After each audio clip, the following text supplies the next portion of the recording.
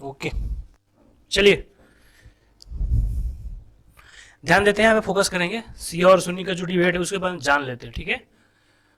इस्लाम के संस्थापक कौन थे, प्रवर्तक कौन है, पैगंबर साहब है, मोहम्मद पैगंबर, ठीक है।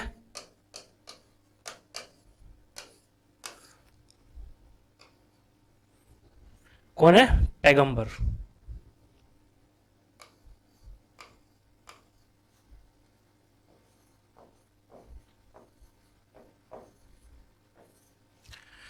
पैगंबर साहब की मृत्यु हो जाती है कब, देहांत उनका कब होता है, 632 में होता है, ठीक है। सिया सोनी का कंसेप्ट समझ लेंगे, 632 में हो जाएगा इनका देहांत, ठीक है। तो इनकी मृत्यु से पहले जब ये जा रहे थे, मक्का से मदीना का जो हज का यात्रा होता है ना, तो इनका अंतिम यात्रा माना जाता है। हालांकि इन्होंने बोला नहीं था, क्योंकि ये अंतिम यात्रा के दौरान इसके बाद ही डेथ कर जाते हैं कुछ महीनों के बाद, ठीक है। तो अंतिम यात्रा के दौरान ही एक जगह है, जब ये लोग मक्का से मदीना अपना हज कर लिए फिर लौट रहे थे पैगंबर साहब, उनके साथ बहुत सारे यात्री भी थे, वो भी लौट रहे थे। तो एक जगह है जोहफा, ठीक है। जोहफा एक जगह है जहां पे क्या हुआ, ये सभी लोग को रुकने के लिए बोले, सभी लोग रुक जाए यहाँ पे, ठीक है। और फिर इन्होंने ये भी संदेश भिजवाया कि जो आगे चले गए हैं उनको भी यहाँ पे बुलाओ, ठीक है। यात्रा के दौरान जो आगे चले गए हैं उनको भी बुलाओ, और जो पीछे, जो आगे, जो अभी पीछे से आ रहे हैं तो वेट करते हैं यहाँ पे, मुझे कुछ कहना है। यहाँ पे सभी लोग जुट गए। तो उस समय जितने लोग इनके साथ थे, 2000 1000 जो भी लोग थे, वही इस्लाम थे, ठीक है। सभी लोग यहाँ पे जुट गए जोहफा में। इसके बाद क्या हुआ, इन्होंने अपना जो क्या बोलते हैं, इनका भतीजा, या फिर उसको दामाद भी बोल सकते हैं, इनका दामाद भी था और भतीजा भी था, हजरत अली, ठीक है। हजरत अली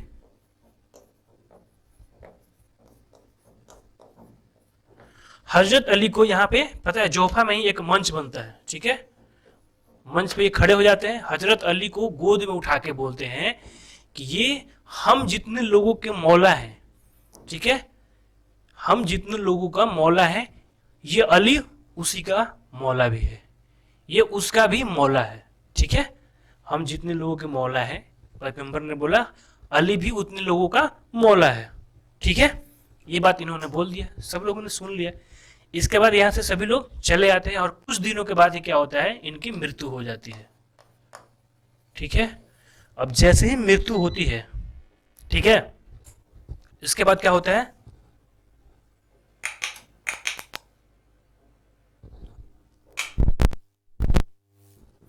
मृत्यु के बाद क्या होती है, यहां पे विवाद शुरू होता है। पहली बार मृत्यु के बाद विवाद क्या शुरू होता है कि उत्तराधिकारी कौन बनेगा,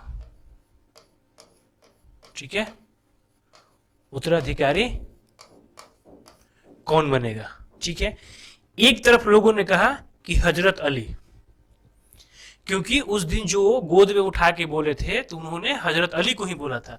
तो एक ने बोला कि हजरत अली को बोला कहां था, उन्होंने बोला था कि हम जितनों के मौला हैं ये अली भी मौला है। उन्होंने वारिस के बारे में कोई बातें नहीं की थी, क्योंकि ऐसा कोई उन्होंने ये बताया भी नहीं था कि क्या कि हमारी मृत्यु होने वाली है कुछ दिनों के बाद, ऐसा कुछ था नहीं। ये तो मृत्यु हो जाने के बाद उम्मीद आप लगा रहे हो ना कि भाई क्या हो गया, उनकी मृत्यु हो गई, ऐसा मैं नहीं बोल रहा हूं, ठीक है। ये जो लिखा हुआ है, जो बताया हुआ है, मैं वो बोल रहा हूं, ठीक है। तो एक ने बोला कि नहीं, हजरत अली ही क्या होंगे,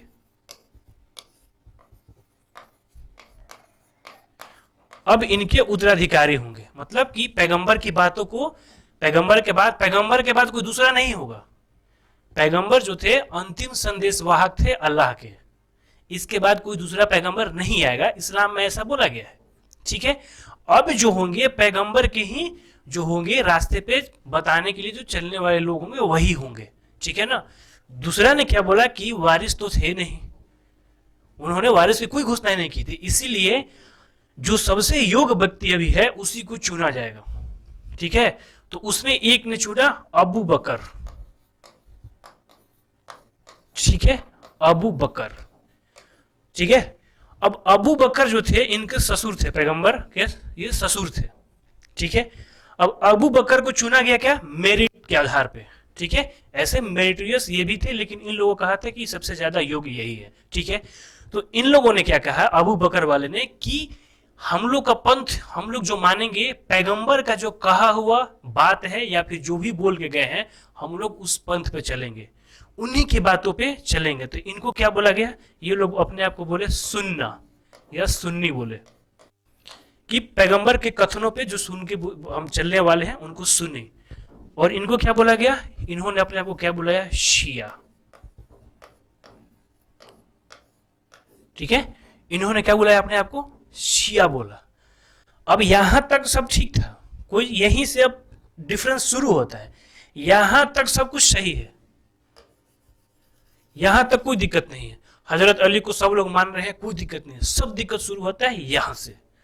अब जैसे ही दोनों ने मानना शुरू किया, इसके बावजूद भी बहुत ज्यादा दिक्कत नहीं था, तो इन्होंने अपना जो बनाया खलीफा बनाया। मतलब कहने का मतलब है कि पैगंबर मोहम्मद के बाद जो पैगंबर मोहम्मद के रास्ते को बताने वाले हैं, जो सबसे बड़े होंगे, जो मुस्लिम को क्या करेंगे, रिप्रेजेंट करेंगे, उनको बताएंगे कि ऐसे मुस्लिम धर्म है हमारा। एक होता है ना, जैसे हम लोगों में पुजारी होता है, वैसे ही ये में खलीफा हुआ। तो इन्होंने खलीफा बनाया अपना, और इन्होंने कहा कि हमारा खलीफा नहीं, हमारा क्या होगा, इमाम होगा। ठीक है, हमारा इमाम होगा। तो इन्होंने पहला खलीफा बनाया, दूसरा खलीफा बनाया, तीसरा बनाया, और चौथा खलीफा फिर इन लोगों ने किसको बुलाया, हजरत अली को बनाया। चौथा खलीफा हजरत अली को बनाया। सिया ने बोला कि ठीक है, हम मानने को तैयार हैं, हम तो यही कह रहे थे। लेकिन गड़बड़ कहां पे हुई, गड़बड़ ये हुई कि इन्होंने क्या बोला, सिया भाई लोग ने, कि इसके पहले जो 3 हुए हैं इनको हम नहीं मानेंगे, इनको हम हासिब मानेंगे। इनको हासिब, अरब में जाओगे ना, अरब में हासिब का मतलब होता है हड़प कर सता को प्राप्त करना। तो इन्होंने मानने से इनकार कर दिया। ठीक है, फिर चौथा ये क्या है, ये सिया भाई है। अब हजरत अली बने हैं खलीफा, लेकिन हजरत अली के परिवार को इससे कोई दिक्कत नहीं था। उन्होंने कभी नहीं बोला कि इसके बाद हमको ये 3 को मानना है या नहीं मानना है, उन्होंने कुछ नहीं बोला। लेकिन इधर जो लोग थे ये मानने को तैयार नहीं थे, तो उन्होंने बोला कि 3 को हम नहीं मानेंगे। कहानी आगे बढ़ती है। ठीक है, कहानी आगे क्या बढ़ती है, आगे ये बढ़ती है कि एक है यजीदी शासक, शासक बनता है यजीदी। ठीक है, उसने क्या बोलता है कि हजरत अली को अगर हम मार देते हैं, ठीक है, और यहां पे ये सुन्नी है, ये सुन्नी है, ठीक है, हजरत अली को अगर हम मार देते हैं तो हम क्या हो जाएंगे, अगला खलीफा हो सकते हैं। ठीक है, हजरत अली को क्या कर देता है, मार देता है, हजरत अली को मार देता है। और इनका हजरत अली का बेटा होता है हुसैन, जो कि ये सभी शिया हैं। ठीक है, हुसैन अपने 72 साथियों के साथ कहीं जा रहे थे। ठीक है, लोग तो बोलते हैं कि लड़ने के लिए जा रहे थे, लेकिन फैक्ट पूरा पता नहीं है, जा रहे थे। यजीदी क्या करता है, इनको घेर लेता है, और घेर के क्या करता है, 72 लोगों को ही मार देता है। इसमें हुसैन साहब की जो बेटी भी थी, एक बेटा भी था 3.25 साल का, और जो भी परिवार का सदस्य है, सबको ये लोग मार देता है। ठीक है, इसी दिन को 10 तारीख को मारा गया था, मुहर्रम का दिन है। ठीक है ना, तो मुहर्रम दोनों मनाते हैं। तो इसी दिन को ये लोग मुहर्रम को क्या, गम के रूप में मनाते हैं। चांद देखने के बाद क्या होता है, ये लोग गम के रूप में मानते हैं, और 2 महीने 8 दिन चलता है ना, 2 महीने 8 दिन तक ये गम के रूप में मानते हैं। किसी भी फंक्शन में ये पार्टिसिपेट नहीं करते हैं, ऐसा बोला जाता है। जो स्त्री होती है वो क्या करती है, अपना चूड़ियां क्या करती है, तोड़ देती है चांद देखने के बाद। तो गम के रूप में रिप्रेजेंट करते हैं। सुन्ना लोग क्या करते हैं, ये लोग क्या करते हैं कि मजलिस लगा के और पढ़ते हैं, अपना मजलिस पढ़ते हैं। ठीक है, तो दोनों का अलग पंथ हो जाता है। ठीक है, तो यहां से कहानी और क्या होता है, कन्फ्लिक्ट हो जाता है। ठीक है, इसके बाद कन्फ्लिक्ट हो जाता है। ठीक है, लेकिन 1500 अभी से लेके 1500 साल तक क्या होता है, सुन्नियों का ही राज रहता है। ठीक है, भारत में आप सल्तनत पढ़ोगे ना, तो उसमें भी सुन्नी का ही चलता है, शिया नहीं होते हैं, सुन्नी रहते हैं। ठीक है, 1500 के बाद क्या होता है, ईरान जो जगह देख रहे हो आज, ईरान पता है ना, ईरान में अब यहाँ पे जो आतंकवाद जो आपको समझ में आएगा, जो इराक में बम विस्फोट ये सब होता है। ठीक है, अब ईरान में जो बम विस्फोट पाकिस्तान में अभी लगता है ना कि पाकिस्तान में सर एक ही धर्म के लोग हैं, फिर इतने बम विस्फोट कैसे कर देते हैं ईरान में, इराक में, तालिबान में? उसके पीछे की कहानी यही है। ठीक है, इसमें क्या होता है कि ईरान में पहली बार शियाओं का शासन होता है, शियाओं। ठीक है, और इधर एक पार्ट में है सुन्नी का। आपको मैंने पढ़ाया था क्या, ऑटोमन इंपायर। ठीक है ना, ऑटोमन इंपायर तुर्की में है। ठीक है ना, तो ये तो शियाओं का राज रहता है। इसमें पता है 200 साल तक लड़ाई चलता है। ठीक है, 200 साल की लड़ाई के बाद यहाँ पे ऑटोनम इंपायर खुद खत्म हो जाता है और लड़ाई फीकी पड़ जाती है। लड़ाई क्या होता है, फीकी पड़ जाती है। फिर बाद में शुरू होता है लड़ाई कहां पे, शिया और सुन्नी के बीच में, आगे आगे इधर 1941 के आसपास। ठीक है, अब 1941 आने से पहले एक चीज जान लेंगे कि देश में, इस पूरे दुनिया में कितने शिया हैं और कितने सुन्नी हैं। ठीक है, 180 करोड़ लगभग आबादी है इस मुसलमान की पूरे देश में। ठीक है, कितना है, 180 करोड़, जिसमें 85 से 90% कौन है, सुन्नी है। ठीक है, और 15% ही क्या है, शिया है। ठीक है, अब सुन्नी में कौन कौन देश आते हैं थोड़ा देख लेते हैं। ठीक है, सुन्नी में आने वाले हैं पूरा अरब कंट्री, सऊदी अरबिया, ये सब जितना भी अरब कंट्री है। ठीक है, पाकिस्तान, ठीक है, भारत। ओके, भारत में एक लखनऊ जगह है ना, वहीं पे थोड़ा शिया की बहुलता है, इसीलिए मुहर्रम समय में, ठीक है ना, लखनऊ के आसपास थोड़ा फोर्स लगाना पड़ता है कि कहीं हंगामा ना हो जाए। ठीक है, इसके बाद इंडोनेशिया समेत जितने भी कंट्री है ना, वो 40 समेत, इसके बाद 40 कंट्री क्या है, सुन्नी है। ठीक है, और शिया में कौन है, शिया में कंट्री हो जाएंगे, देखो, इराक, ईरान। ठीक है, इराक, ईरान, बहरीन, अजरबैजान,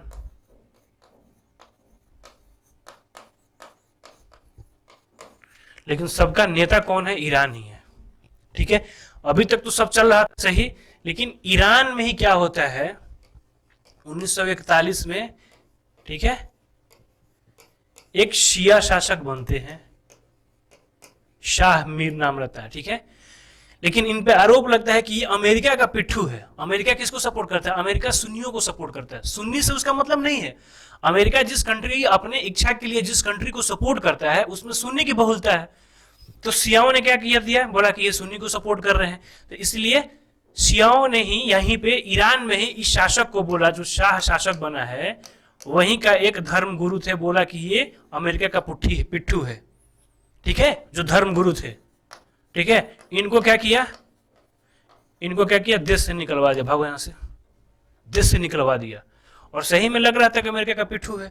1979 में क्या हुआ, 1979 में हो गया एक बहुत बड़ा बगावत, जिसमें इसके खिलाफ 20 लाख लोग क्या हुए, 20 लाख लोग बगावत पे आ गए। ठीक है, और इनको देश छोड़ के भागना पड़ा, और फिर इसको जो देश से निकाल दिया था, इसको फिर यहां पे आया, और वहीं से ईरान क्या करता है, शिया की जो है ना नेतागिरी जो होता है 1979 से ही अपने पास ले लेता है।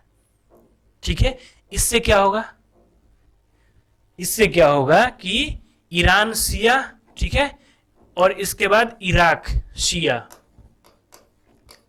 ठीक है, तो इराक में जो सद्दाम हुसैन था, सद्दाम हुसैन का नाम सुने हो, सद्दाम हुसैन, वो क्या था, सुन्नी था। ठीक है, वो सुन्नी था, लेकिन यहां पे इराक की जनसंख्या क्या है, शिया है। ठीक है, जिसके चक्कर में यहां पे लोगों ने सद्दाम के खिलाफ विद्रोह करते थे, तो सद्दाम ने क्या किया था, 10,000 के लोग के आसपास मरवा दिया था, 10,000 लोगों के आसपास मरवा दिया था सद्दाम को, सद्दाम ने। ठीक है ना, इसके बदले में क्या हुआ, इराक और ईरान जो थे, ईरान क्या करने लगा, इराक में शियाओं को सपोर्ट करने लगा, क्योंकि इराक में तो और ईरान में दोनों जगह शिया है, ये सुन्नी है। अब ईरान क्या करने लगा, अलग गुट बना के शियाओं को सपोर्ट करने लगा। तो इधर से क्या हुआ, गुटबाजी शुरू हुआ, और यहीं से पूरा क्या होता है, शुरू होता है नौटंकी। जो मारकाट जो शुरू होता है सेंट्रल एशिया में, यहीं से शुरू होता है। ठीक है ना, ये गुट बना लिए, ये गुट बना लिए, ये गुट बना लिए।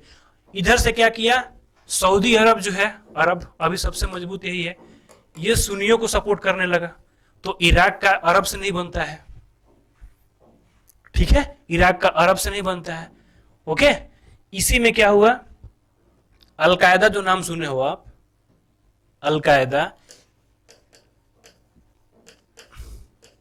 ठीक है, ISIS, ये सभी सपोर्ट करते हैं सुन्नी को। ठीक है, सभी सपोर्ट करते हैं सुन्नी को। और हिजबुल्लाह जो आतंकी संगठन है, हिजबुल्लाह जो आतंकी संगठन है, ये शिया को सपोर्ट करता है। तो जो अमेरिका जो है ना, ये दोनों का फायदा उठाता है। ठीक है, अमेरिका दोनों का फायदा उठाता है। अमेरिका को शिया सुन्नी से कोई मतलब नहीं है। ये लोग जो है ना बेवड़ापन कर रहे हैं। अमेरिका को ये बात पता है कि यहाँ पे ये जो मिडिल ईस्ट का जो एरिया है, जिसे सेंट्रल एशिया बोलते हैं, यहाँ पर तेल का खजाना है। ठीक है, तो अमेरिका यहाँ पे अपना इंटरेस्ट देखता है कि तेल का खजाना हमको कहां से मिलेगा, इसको सपोर्ट करके, इसको सपोर्ट करके, उसको सपोर्ट करके, जिससे मिलेगा करेंगे। और अमेरिका इसको शांत नहीं रहने दिया आज तक। ये सब बर्बाद करके छोड़ दिया पूरा, इराक, सीरिया, ईरान, ईरान तो थोड़ा बचा हुआ, और सबको बर्बाद कर दिया। इनका झगड़ा बीच में मोल लेके अभी तक इनके सल्टा नहीं। अब 2021 में अफगानिस्तान में बम विस्फोट हुआ था, जानते हो, स्कूल के आसपास में, जिसमें 85 लड़कियां मर गई थी। 85 लड़कियां नहीं, 85 लोग मरे थे, जिसमें मैक्सिमम लड़कियां थी। ये सभी क्या थे, शिया थे। अफगानिस्तान में, अफगानिस्तान भी जो है, जो तालिबान है ना, वो सुन्नी को सपोर्ट करता है, वो शिया को सपोर्ट नहीं करता है। पाकिस्तान जो है ना, वो भी सुन्नी को सपोर्ट करता है, शिया को सपोर्ट नहीं करता है। तो बीच में कुछ मामला शांत था, लेकिन छिटपुट छिटपुट मामला फिर शिया और सुन्नी का उभरने लगता है। ठीक है, तो शिया सुन्नी का जो पूरा मामला है ना, कंसेप्ट ये है। ठीक है, जिसमें अमेरिका घुस के, ठीक है, अपना मजा लेता है। हाँ, तो ये लोग दिखता कुछ और है, अंदर कुछ और है। ठीक है, अंदर की लड़ाई शिया सुन्नी की है, ऊपर से लड़ रहा है सब अपना अपना इंटरेस्ट लेके। ठीक है, अब भारत में भी है शिया सुन्नी है, लेकिन भारत में शिया सुन्नी का कोई मैटर नहीं है, उससे लेके कोई लड़ाई नहीं होता है। यहाँ तक कि शिया सुन्नी का जो कहाँ कहीं बम विस्फोट भी होता है, तो भारत की जो शिया सुन्नी है उनको कोई मतलब नहीं है। इसीलिए बोला जाता है कि मुसलमान सारे जगह के अलग हो सकते हैं, लेकिन भारतीय अलग मुसलमान है। ठीक है ना, ये लोग अपने आप को भारतीय मुसलमान के रूप में रिप्रेजेंट करते हैं। ठीक है, तो उनका कल्चर और भारतीय मुसलमान, वो भी मुसलमान है, दोनों का बहुत फर्क पड़ जाता है पूरे दुनिया के मुसलमान से। ठीक है, जहां पे शिया सुन्नी के लिए लड़ रहे हैं, भारत में भी है, लेकिन कहीं आपको सुनने को मिलता है ये बात, क्या रीजन है, वो नहीं लड़ रहे हैं, आराम से जी रहे हैं। ठीक है, इसीलिए दुनिया के मुसलमानों और भारतीय के मुसलमानों में अंतर हो जाता है। ठीक है, तो खेल यही शिया सुन्नी का उसी समय से चलता आ रहा है। ठीक है ना, बीच बीच में जो मार काट कर दिया ना, अगर किसी को मारता नहीं ना, हुसैन को अगर नहीं मारता ये लोग, तो इतना गहराता नहीं, बाद में सिमट जाता। तो ये उस समय से चल रहा है शिया सुन्नी। ठीक है, अब तो देखो अभी भी चल ही रहा है। कुछ दिन पहले तक ईरान और तालिबान में क्या हुआ, मामला बढ़ गया था। ठीक है, फिर शांत हुआ था। तालिबान क्या कर दिया था, ईरान के लोगों को मार दिया था, साथ में 8 इसके राजदूत को भी मार दिया था तालिबान, ईरान के। ठीक है, तो तालिबान, और फिर लगा कि ईरान में युद्ध होके रहेगा, फिर किसी तरह से सल्टाया गया। अब इन लोगों का अपना लड़ाई है, सबको मतलब है कि यहां से तेल निकल जाए, तेल बहुत ज्यादा मिलता है यहाँ पे। ठीक है, तो एक तरफ से रसिया सपोर्ट करने लगता है, रसिया अफगानिस्तान में पैर जमाना चाहता था। ठीक है, रसिया अफगानिस्तान में पैर जमाना चाहता है। ठीक है, अमेरिका बोला, अमेरिका रसिया का प्रतिद्वंदी है, तो उसने क्या सोचा कि रसिया को अफगानिस्तान से अगर हटा देते हैं तो सारा सेंट्रल एशिया पर मेरा कब्जा हो जाएगा। तो रसिया से अगर डायरेक्ट लड़ेंगे, अमेरिका सोचता है कि रसिया से अगर डायरेक्ट लड़ते हैं तो फिर महायुद्ध हो जाएगा। उसके पास भी 7900 परमाणु बम है, हमारे पास तो 6900 ही परमाणु बम है। इतना में तो पूरी दुनिया खत्म हो जाएगी। तो अमेरिका ने क्या किया, अमेरिका ने यहाँ पे आतंकवादी संगठन बनाया कि तुम लोग लड़ो, हम सपोर्ट करेंगे रसिया से, ठीक है। उसी में लादेन तैयार हुआ था। अमेरिका का तैयार किया हुआ जो था लादेन, ये उसी के लिए तैयार किया हुआ था। सबसे पहले आतंकवाद का जन्मदाता अगर कोई माना जाता है वो चोट्टा अमेरिका है, और उसको भुगतना भी पड़ा, ठीक है ना। यही आईएसआईएस वहां के वर्ल्ड ट्रेड सेंटर पे हमला कर दिया, ठीक है। जब इसको वर्ल्ड ट्रेड सेंटर पे हमला होता है फिर इसको समझ में आता है कि टेररिज्म क्या होता है। इंडिया बोल रहा है कि कश्मीर में मेरे यहाँ टेररिज्म हो रहा है पिछले 20 सालों से, 25 सालों से, लेकिन सुनने को तैयार ही नहीं थे। बोलते थे कि ये डिफेंसिव मामला है, हो सकता है। जब इसका वर्ल्ड ट्रेड सेंटर पे हमला हुआ तब पता चला इसको क्या है। अब टेररिज्म के खिलाफ लड़ रहा है, जबकि टेररिज्म का अगर पैदाइश कोई है तो अमेरिका है, इसी ने शुरू किया है, सिर्फ अपना इंटरेस्ट के लिए। अमेरिका किसी का नहीं हो सकता, अमेरिका सिर्फ अपना फायदा हो देखेगा तभी हो सकता है, वरना को छोड़ देगा, ठीक है। अमेरिका को लगा कि लादेन हमारे फायदे के मंद, जैसे ही छोड़ा तो लादेन ने क्या किया, अटैक किया था। तो अमेरिका, वर्ल्ड पॉलिटिक्स एक अजीब चीज है, ठीक है। वर्ल्ड पॉलिटिक्स एक अलग चीज है, उसके लिए बहुत पढ़े लिखे लोग होने चाहिए, ठीक है ना। देश के अंदर की पॉलिटिक्स और वर्ल्ड की पॉलिटिक्स दोनों एकदम अंतर है। वर्ल्ड की पॉलिटिक्स में कोई दोस्त नहीं होता है और कोई दुश्मन भी नहीं होता है, ठीक है। वर्ल्ड की पॉलिटिक्स में सब दोस्त हैं और सब दुश्मन भी है। फर्क पड़ता है कि कहाँ आपका इंटरेस्ट है। अगर आज हमारा इंटरेस्ट ये है कि हमारे लिए फायदा है तो दोस्त है, कल नहीं रहा, खत्म, साइड लाइन। और पूरी दुनिया की यही कहानी है, ठीक है। इसीलिए दुनिया में कोई आपका वर्ल्ड में दोस्त नहीं है, कोई दुश्मन नहीं है। हमेशा बात करने का द्वार खुला रखिए कि जब इंटरेस्ट हो तो बात कर सके, नहीं हो काम खत्म। दुनिया की पॉलिटिक्स ऐसे ही चलती है, ठीक है। ज्यादा इमोशनल नहीं हो जाना है कि कभी ऋषि सुनक अगर प्रधानमंत्री बन जाता है तो ओहो हो, ये तो भारतीय लड़की के साथ शादी की है। नारायण मूर्ति जो है किसके, इन्फोसिस के चेयरमैन, तो भारत के खिलाफ में क्या करेगा, भारत के सपोर्ट में काम करेगा, कुछ नहीं करेगा। अमेरिका अभी इतना भारत को सपोर्ट कर रहा है, क्यों कर रहा है, उसको पता है कि अगला शक्ति चाइना से अगर लड़ाई होती है तो भारत अगर सपोर्ट नहीं किया अगर, तो हम नहीं कर पाएंगे। दूसरी चीज, अमेरिका पीछे जा रहा है, चाइना ऊपर जा रहा है, तो चाइना अगर ऊपर जाए तो अमेरिका के लिए बहुत खतरा है, ठीक है। इसीलिए अमेरिका क्या सपोर्ट कर रहा है, इंडिया को सपोर्ट कर रहा है, उसका इंटरेस्ट है।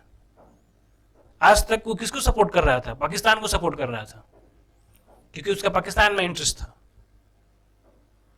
अब छोड़ रहा है पाकिस्तान, अभी भी नहीं करता, अभी भी पाकिस्तान के साथ हाथ बढ़ाए रहता है। तो ये सब वर्ल्ड पॉलिटिक्स से, धर्म से ही पॉलिटिक्स जुड़ जाता है। देख लो, सिया सुनी धार्मिक मामला है और ये आज कहां पहुंच गया। 1400 साल हो गए ना, 1400-1500 साल हो गए, और ये मामला देखो कहां पहुंचा हुआ है। मामला पहुंच गया है कि तेल का लड़ाई होगा ना तो उसमें सिया सुनी को उलझाया जाएगा, ठीक है। तो ये है पूरा सिया सुनी विवाद। उम्मीद करते हैं आपको समझ में आ गया होगा, ठीक है। शिया कौन, जो वंश के अधिकारी मानते थे, सुन्नी जो मेरिट पे जो होना चाहिए था वो मानते हैं। ये लिखा हुआ है, मैं कोई सिया सुन्नी का, ठीक है ना, पक्षधर नहीं हूं, ठीक है। मैं बस फैक्ट के आधार पर बताया हूं, ठीक है। कोई जानता हो अगर ऐसा इससे ज्यादा मैटर हो तो वो अपने पास रखे। मैं ये भी नहीं बोलता कि मैं सही बोल रहा हूँ गलत बोल रहा हूँ, जो फैक्ट बताया वही है, ठीक है। इसमें मेरा कोई पक्ष नहीं है। चलिए, समझ में आ गया।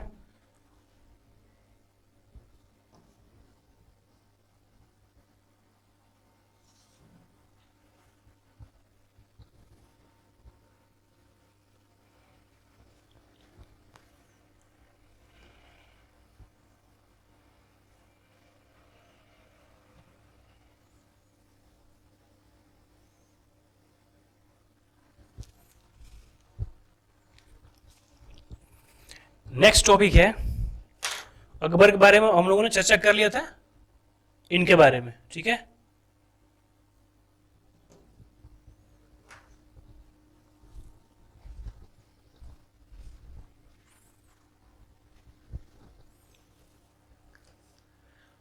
घाघरा का युद्ध से पढ़ लिया था ना, तो ठीक है ध्यान रखेंगे।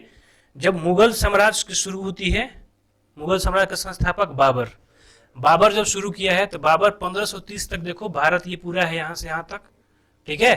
बाबर ने कहां तक कब्जा कर लिया है, यहां पर ध्यान रखेंगे, यहां तक, ठीक है। मैप को देखेंगे एक समय पूरा यह मैप रंगीन लोग दिखाई देगा, यहां से लेके यहां तक मुगल शासन इतना ज्यादा बढ़ जाएगा, ठीक है।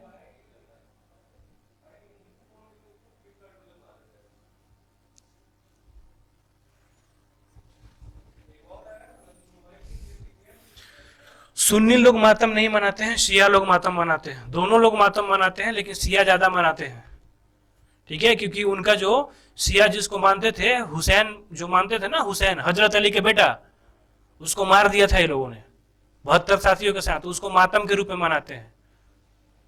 और सुन्नी मनाते हैं कि हमारी लड़ाई हुई थी उस दिन, ठीक है ना, जो क्या बोलते हैं उसको, बुराई पे अच्छाई, ऐसे उसके लिए हम लोग लड़े थे। सुन्नी उसको अपने, सिया अपने रूप में मनाती है कि हमारे उस दिन 72 लोग मारे गए थे सिया के, तो उसको मातम के रूप में मनाते हैं।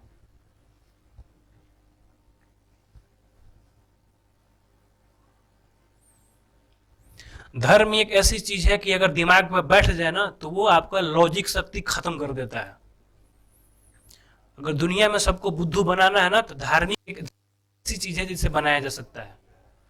और झूठा धर्म ये नहीं कहता है, ठीक है ना, धर्म के रास्ते अच्छे हैं, लेकिन धर्म एक आस्था का विषय है, ठीक है ना। किसी चीज पर आस्था बन जाता है ना, तो वो क्या करता है कि किसी बात को एक्सेप्टेंस नहीं करेगा, और नहीं कोई क्या बोलेगा, कि कोई अगर बोले जाए कि नहीं भाई जो तुम कर रहे हो धर्म के अनुसार गलत है। सती प्रथा क्या था, धर्म का पाठ था, नहीं था ना सती प्रथा धर्म का पाठ, लेकिन बन गया ना आस्था का विषय कि हाँ हिंदू धर्म में चलता है। और कितने दिनों तक चला, छूटा नहीं छूटा। तो धर्म देखना, लोग जो वो बुद्धिजीवी है तो है ना, लोगों को कंट्रोल करने के लिए धर्म का ही सहारा लेते हैं। इसीलिए शिक्षित होना बहुत जरूरी है, ठीक है, ताकि धर्म को आप पढ़िए पहले जाके कि क्या कह रहा है नहीं कर रहा है। लोगों को सुनाई हुई बातें सुनते हैं, ठीक है ना, अनपढ़ गंवार जैसा। किसने मारा था, यजीदी ने मारा था, सुन्नी शासक था, यजीदी ने हुसैन अली को मार दिया था, सुन्नी शासक था और यजीदी, ठीक है ना। जो हजरत अली कौन थे, खलीफा थे ना, जिसको वो मारने को तैयार थे, सिया के खलीफा हजरत अली, उनको मार दिया, सबसे पहले मारा गया। हजरत अली के बेटा को जब मारा गया था हुसैन अली, उसके उपलक्ष्य में मनाया जाता है मातम। जब बाबर आया था तो यहां से लेके यहां तक शासन कर दिया। पहले दिल्ली सल्तनत है, दिल्ली सल्तनत का वंश खत्म हो चुका है भारत में, 300-200 सालों का वंश खत्म हो गया। इसीलिए बोला जाता है कि ज्यादा घमंड मत कीजिए, ठीक है ना। जिस चीज पे आप घमंड कर रहे हैं ना, अगर आपको लग रहा है कि किसी चीज का घमंड है, धन और दौलत का, तो जाके भारत में घूम लो, तुमसे ज्यादा विरासत और मीनारे अभी क्या है, वहां पे भूत रोता है। अभी राजस्थान में चले जाओगे तो सारा घमंड शांत हो जाएगा, कोई रोने वाला नहीं बचा है उस खंडहर में, ठीक है। तो 300 साल की विरासत स्वाहा, और इनकी विरासत भी 200-250 साल तक चलेगा, 271 साल स्वाहा। फिर इनके कुछ खंडहर दिखाई देंगे, ठीक है। तो इस दुनिया में कोई शक्तिशाली नहीं हुआ है, एक दिन सबको खत्म होना है, चाहे जो हो, ठीक है। अब बाबर की जब मृत्यु होती है ना, तो उसका सबसे बड़ा बेटा हुमायूं होता है। इसके अलावा और 3 बेटे हैं, ठीक है ना, अस्कारी है, हिंडल है, और एक बेटा और है, कामरान, अस्कारी और हिंडल। ये 3 बेटे हैं हुमायूं के अलावा बाबर के। बाबर सबसे ज़्यादा हुमायूं को मानता था, क्योंकि हुमायूं साथ में जाया करता था युद्ध लड़ने भी। भारत में जब बाबर ने कब्जा किया था तो युद्ध हुई, हुमायूं भी उसके साथ था। तो मरने से पहले ही वो हुमायूं को उत्तराधिकारी घोषित कर चुका था। और बाबर ने यह भी बोला था कि सब जगह अपने मत ले लेना, अपने तीनों भाइयों को बांटना है। लेकिन हुमायूं क्या था, ईमानदार था, उसने सही में सबको बांट दिया, ठीक है ना। कमरान को काबुल दे दिया, अस्करी और हिंडल को कंधार दे दिया, ठीक है। और एक भाई जो था उसको भी दे दिया यहाँ पे जागीर, बदखसा जहाँ का ये सूबेदार था वहाँ दे दिया। फिर अपने भारत पे आया, ठीक है, हुमायूं। तो 1526 से 30 रहा, 1530 से ये रहेगा 1555, ध्यान में रखेंगे। 1530 से 1555 तक शासन करेगा ये, ठीक है, जिसमें 1530 से 1540 जो रहेगा पहला फेज रहेगा, ठीक है ना, और 40 से जो 55 है वो बीच में ये गायब रहेंगे। उसमें कौन आएगा? शेर शाह सूरी।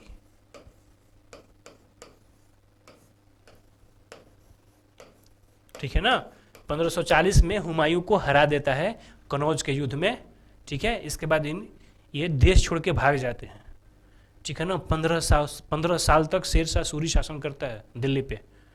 फिर 1555 में हुमायूं उधर से आता है, फिर सरहिंद का युद्ध लड़के शेर शाह के जो उत्तराधिकारी होते हैं, शेर शाह रहता तो नहीं हारता, शेर शाह के उत्तराधिकारी नालायक जो होते हैं हारते हैं, ठीक है ना, और तब फिर से ये दिल्ली पर सत्ता कब्जे कर लेता है, ठीक है। लेकिन इसके भाग्य में, ठीक है ना, सत्ता का सुख था ही नहीं, इसके भाग्य में सत्ता सुख नहीं था। उसके एक दो रीजन और थे। पहली बात, ये बहुत क्या था ना, क्या बोलते हैं, भोग विलासी टाइप का आदमी था, ठीक है ना, कि जब तक समस्या द्वार आके नहीं ठोक मार रही हो ना तब तक ये उठता नहीं था, इस टाइप का राजा था ये। और राजा का मतलब क्या होता है कि समस्या अगर जनरेट होने वाली हो तो पकड़ लेना कि यहाँ पे ये समस्या उत्पन्न हो सकती है, उसके लिए प्रिपरेशन कर लेना है। राजा का मतलब ये होता है। ये क्या करता था कि पहले समस्या जनरेट हो जाए और जब तक पास ना आए तब तक, इसका रीजन था कि इसको हर जगह हारना पड़ा। दूसरा रीजन क्या था, ये भाई को अपने विश्वास में लिया था कि भाई को हम दिए हैं, भाई सारे इसके क्या हो गए, खिलाफ हो गए, तो पहले अपने भाइयों के साथ ही लड़ता रहा। जब ये चौसा में लड़ रहा था हुमायूं, तो भाइयों ने ही साथ नहीं दिया था, बेचारा हार गया था। तो सबसे पहले भाई से ही ये परेशान था कि भाई से लड़ेंगे क्या करें, जबकि भाई इसको बहुत मानता था ये, लेकिन भाई सत्ता के लिए कि हम बनेंगे हम बनेंगे हम बनेंगे, ठीक है, अंत में नहीं बन पाए वो भी, ठीक है। तो इसको सत्ता सुख कभी नहीं मिला। पहले भाइयों से लड़ता रहा, लड़ते लड़ते लड़ते फिर चौसा में लड़ा तो वहाँ पे हार गया, फिर भागा, 15 साल बाहर रहा, और 15 साल 55 में जैसे ही दिल्ली पे आता है, ठीक है ना, तो सीढ़ी में वो लाइब्रेरी में बैठा रहता है, वहाँ से किताब लेके नीचे आता है, पढ़ के उलट जाता है, मर भी जाता है। अब सत्ता का समय जब आया था तो मर गया मात्र 47 साल में। तो इसीलिए इसको कुभाग्यशाली शासक बोला जाता है, ठीक है ना, इसके शासन में कुछ हुआ ही नहीं, ठीक है। तो बाबर का उत्तराधिकारी कौन था? हुमायूं था, जिसने मुगल साम्राज्य का शासन आगे बढ़ाया। ओके, 1530 ईस्वी में हुमायूं मुगल साम्राज्य की गद्दी पर बैठा, ठीक है ना। 1526 से 1530 बाबर, 1530 से फिर 40, ठीक है ना, बाद में फिर 55 से, बीच में 15 साल गायब रहेगा। बाद में मुगल साम्राज्य की गद्दी पर कौन बैठता है? हुमायूं बैठता है, ठीक है। जैसे ही हुमायूं बैठता है तो 1531 में कलिंजर का आक्रमण हुमायूं द्वारा चलाया गया, पहला सैन्य अभियान था कलिंजर पे, ठीक है। 1532 में दोहरिया का युद्ध हुमायूं तथा महमूद लोदी के बीच लड़ा गया था। इनकी जो 2-3 लड़ाइयाँ हैं देख लेते हैं, ठीक है। इस युद्ध में महमूद लोदी की पराजय हुई थी, ठीक है ना। अफगान मुगलों के कट्टर विरोधी थे अफगानी। क्यों?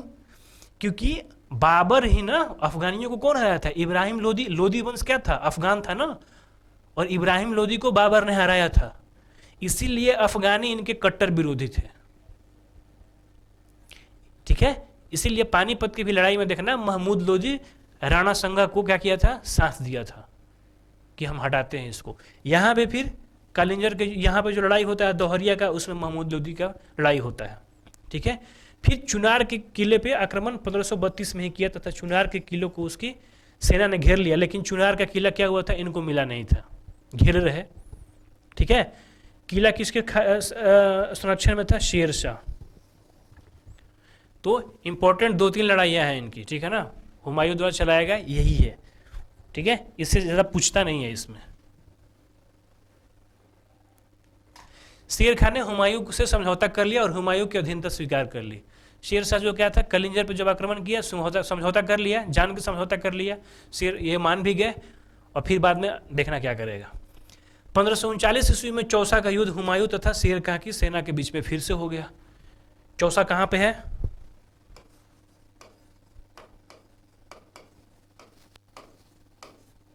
ठीक है ना, चौसा के मझ लड़ा गया और इस युद्ध में ये बच गए थे, वरना कहानी खत्म था इनका।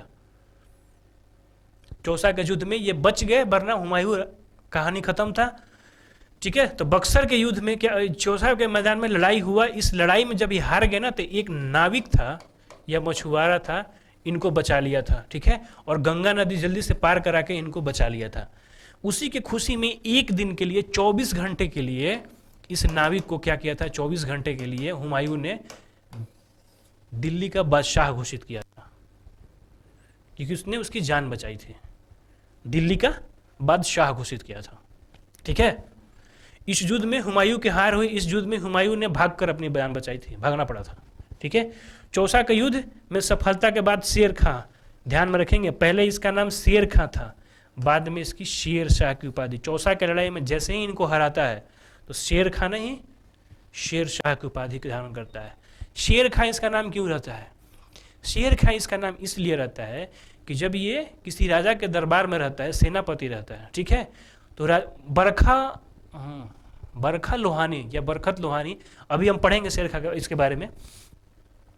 तो राजा के साथ जब गए होता है, ये शेर खां जाता है तो शेर अटैक करता है, ठीक है ना, और एक तलवार में शेर की गर्दन को उतार देता है शेर से।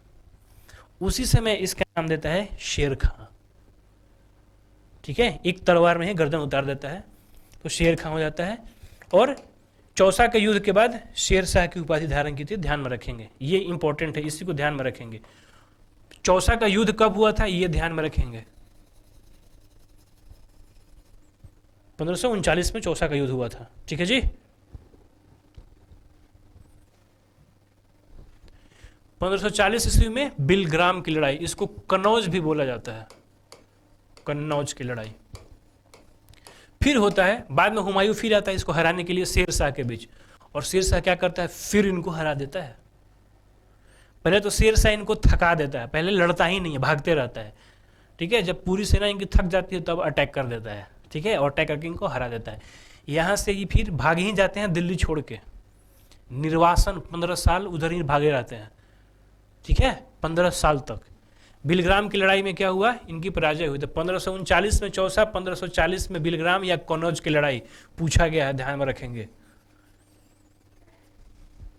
ठीक है, युद्ध में पराजय के बाद हुमायूं कहाँ, सिंध चला गया और वहां पे अपना समय बिताया, और उधर ही फिर अकबर का जन्म होगा।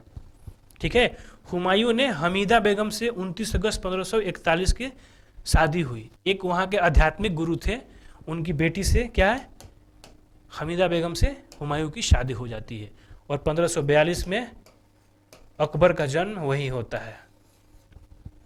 ठीक है, 1542 में।